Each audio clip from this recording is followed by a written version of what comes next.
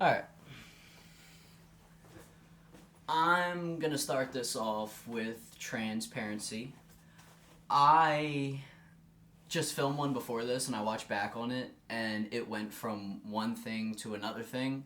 And I kind of want to keep one focus specifically on these video diaries just so I can cohesively have one thought and then the next thought is the next day and then kind of go from there. Just so it's not all over the place. Or why does it really matter that much?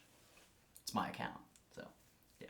But I think that kind of brings up an interesting concept is I always had an issue with explaining myself to somebody. I always feel like I had an issue with clarification. Like, I was talking to somebody last night and I asked her, I said, what are my quirks? What are my tics or whatever? And she constantly said, or she said, Brandon, you use the words "I don't know" a lot at the end of your sentences, and I was like, God damn it!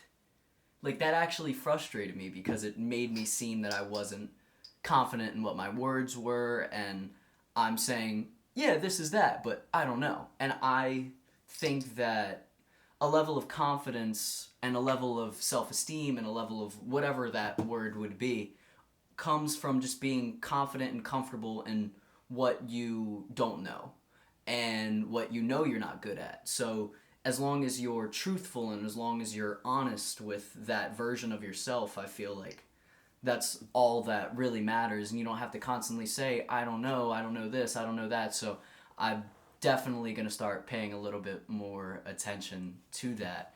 And like I was talking about earlier, like always feeling the need to clarify. I think that's one of the issues with a lot of people with anxiety, including myself, is because you're able to think of so many conclusions before they actually happen, or you're thinking of how somebody might perceive something that you say, it is a lot easier for you to say, but I don't mean it like this, or I mean it like this, but I feel that you don't have to always explain yourself in every single thing that you do. And I think that if you don't do that, then that portrays a stronger level of confidence because you just feel comfortable in what you are saying and you don't feel the need to clarify. Now, that doesn't mean be an asshole and just say something without explaining yourself. Now, there's certain aspects where that works and then there's certain things where that doesn't work, but that doesn't mean just be like, yeah, and then just never speak to the person again or whatever. But you understand. I feel like as the viewer and as myself, I understand what I'm saying, and you kind of live from there. But I think the concept of vulnerability is it's very hard and it's very difficult, and that's why I don't know how you pronounce her name, but kytsya, the TikTok girl OnlyFans model.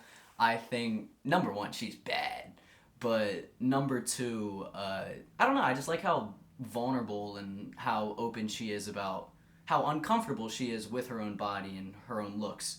And even though you look at her and you're like, good God, this is the most beautiful girl I've ever seen in my life, you watch her videos and she's like, yeah, I'm a mattress actress, I'm a bop, here are all my surgeries, and yes, I'm extremely insecure about myself, which is why I'm going to be open to you guys, and I'm not going to lie to you. And I'm like, dude, this girl is awesome. So I remember she like made a video about her talking about her liposuction and then how she got like skin sucked out of her chin or whatever it was.